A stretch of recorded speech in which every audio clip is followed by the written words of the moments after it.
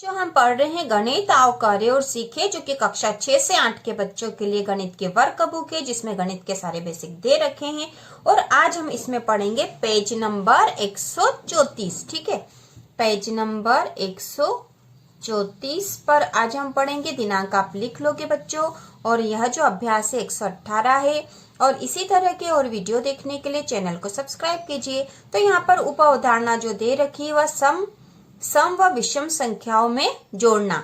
तो सम संख्याएं क्या होती है, विषम संख्या और अभाज्य संख्याएं क्या होती है, यह हम पिछले वीडियो में देख चुके हैं। तो आज हम पढ़ते हैं इनका जो जोड़ना। नीचे दी हुई संख्याओं के साथ दिए निर्देशों के अनुसार संक्रियाएं कीजिए। तो निर्देशों के अनुसार हमें यहाँ पर करना है। तो यहाँ पे दे रखा 13 धन 7। तो इसका उत्तर लिखना और फिर बताना है कि यह सम है या विषम। तो चलो कर लेते हैं। 13 धन 7 मतलब 13 में यदि 7 जोड़ेंगे तो कितने हो जाएंगे।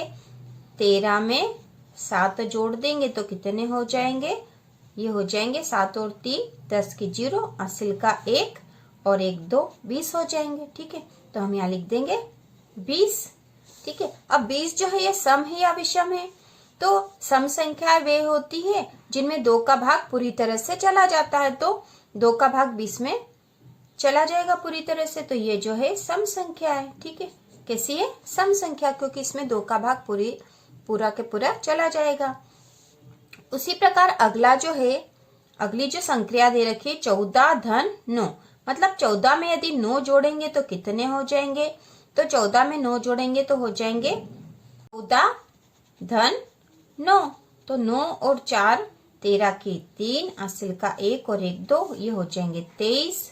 ठीक है, 23 जो सम संख्या है या विषम संख्या। तो बच्चों ये विषम संख्या है क्योंकि इसमें 2 का भाग पूरी तरह से नहीं जाता। तो हम यहाँ लिख देंगे विषम। ठीक है, विषम। उसी प्रकार अगली जो संख्या दे रखी 11 धन 13। तो 11 और 13 को जब हम 11 और 13 को जोड़ेंगे तो कितने आ जाएंगे। यहाँ हो जाएगा 3 और 1 4, 1 और 1 2 24, ये हो गया 24। तो 24 सम है या विषम है। तो 24 के आखिरी में 4 आ रहे हैं जो कि 2 के पहाड़े में आते हैं। तो जिन संख्याओं के आखिरी में ऐसी संख्या आ रही जो 2 के पहाड़े में आती है, तो वो जो संख्या होती है वह सम संख्या ही होती है और उसमें 2 का भाग चला जाता है। तो यह जो है सम संख्या है क्योंकि इसमें 2 का भाग पूरी तरह से चला जाएगा। उसी प्रकार अगली संख्या है 24 धन 6। तो 24 में 6 जोड़ेंगे तो हो जाएंगे 30 और 30 के पीछे 0 आ रहा है। तो एक ऐसी संख्या, यह सम संख्या, जिस संख्या के आखिरी में 0 आता वो भी सम संख्या ही होती है। तो ऐसे कुछ कुछ नियम है। आप यदि इनको संख्याओं को देखोगे तो आप अपने आप ही समझ जाओगे कि ये सम है या विषम। उसी प्रकार है अगली संख्या 18 धन 10। 18 में जब 10 जोड़ेंगे तो ये हो जाएंगे 28। तो देखो बच्चों 28 के आखिरी में 8 है जो कि 2 के पहाड़े में आता है, मतलब ये संख्या 2 से पूरी तरह से विभाजित हो जाएगी। तो यह कैसी संख्या होगी, सम। ठीक है, अगली जो संख्या है 23 धन 9। तो 23 में जब हम 9 जोड़ेंगे तो कितने हो जाएंगे, 9 और 3 9 10 11 12 की 2, असिल का 1 2 और 1 3, ये आ जाएंगे 32। ठीक है, 32 के आखिरी में 2 है तो ये कैसी संख्या होगी, सम संख्या होगी। ये 2 से पूरी तरह से विभाजित हो जाएगी। उसी प्रकार अगली संख्या है 27 धन 11 धन 3। तो इनको जोड़ेंगे हम 27 धन 11 धन 3। ठीक है, इनको जोड़ेंगे तो 3 और 1 4, 4 और 7 हो जाएंगे 11 की 1, असिल का 1 2 और 1 3 और 1 4, 41 हो जाएंगे। ठीक है, ये हो जाएंगे 41। तो यह जो संख्या है यह सम होगी या विषम। इसके आखिरी में 1 आ रहा है, यह तो 2 के पहाड़े में नहीं आता है, इसलिए यह होगी विषम संख्या। ठीक है, विषम संख्या होगी ये। अब आगे का दे रखा हमें उपरोक्त के आधार पर उत्तर दीजिए। तो उपरोक्त के आधार पर हमें उत्तर देना है। तो पहला दे रखा 2 विषम संख्याओं का योग संख्या होता है। तो अब हमसे पूछा गया कि यदि 2 विषम संख्याओं का योग किया जाएगा तो क्या होता। तो हमें उपरोक्त के आधार पर जो ऊपर दे रखी है उनके आधार पर ही जवाब देना है। तो 2 विषम संख्याएं कहाँ पर है जिनका हमने योग करा था। तो देखो बच्चों 2 विषम संख्या कौन सी है, 13 और 7 2 विषम संख्या हैं। ठीक है। उसी प्रकार 11 और 13 भी दो विषम संख्या हैं, ठीक है। और यहाँ पर जो है 23 और 9 भी दो विषम संख्या है। तो इन विषम संख्याओं का यह विषम संख्या थी पहली, ठीक है, एक ये विषम संख्या और ये विषम संख्या, तो तीनों ही बार दो विषम संख्याओं का जब हमने योग करा तो क्या आया, यहाँ पर सम संख्या आया, यहाँ पे भी सम संख्या आया और यहाँ पर भी सम संख्या आया। इसलिए हम यहाँ लिखेंगे दो विषम संख्याओं का योग सम संख्या होती है, ठीक है, सम संख्या होती है। इसी प्रकार अगला जो दे रखा है, दो सम संख्याओं का योग संख्या होता है।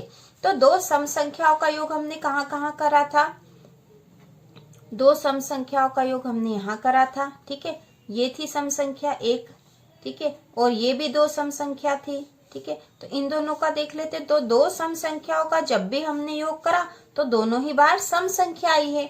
तो हम यहाँ लिखेंगे दो सम संख्याओं का योग सम संख्या होता है, ठीक है, सम संख्या होता है। अब अगला दे रखा है, एक सम एवं एक विषम संख्या का योग संख्या होता है। तो अब हमें एक सम और एक विषम संख्या देखनी है, तो कहाँ पर है, देखो बच्चों, ये है एक सम और एक विषम संख्या, ठीक है।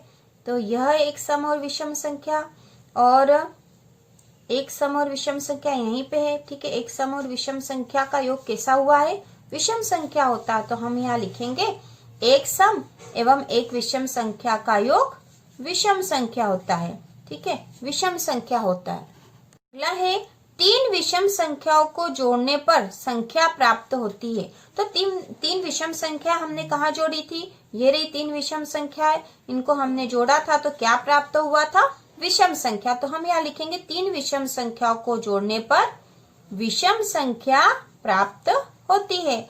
उसी प्रकार अगला है, तीन सम संख्याओं को जोड़ने पर संख्या प्राप्त होती है, ठीक है। तो यहाँ पर तीन सम संख्याओं को तो कहीं जोड़ा ही नहीं गया है, ठीक है। तो अब हम यहाँ करके देख लेते हैं, तीन सम संख्याओं को जोड़ने पर संख्या प्राप्त होती है। तो तीन सम संख्या ले लेते हैं, 2, 4 और 6, ये तीन सम संख्या हो गई। उसी प्रकार हम ले सकते 12, 10 और 8, यह भी तीन सम संख्या हो गई।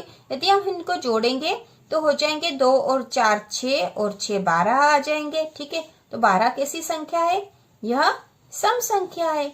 उसी प्रकार हम 12, 10 और 8 को जोड़ेंगे तो 12 और 10 22 और 8 30 हो जाएंगे, और 30 भी कैसी संख्या है, सम संख्या है। तो अब हम यहाँ लिख सकते हैं कि तीन सम संख्याओं को जोड़ने पर सम संख्या प्राप्त होती है, ठीक है, सम संख्या प्राप्त होती है। तो इस प्रकार यह पेज नंबर 134 का अभ्यास जो है पूरा हो गया है।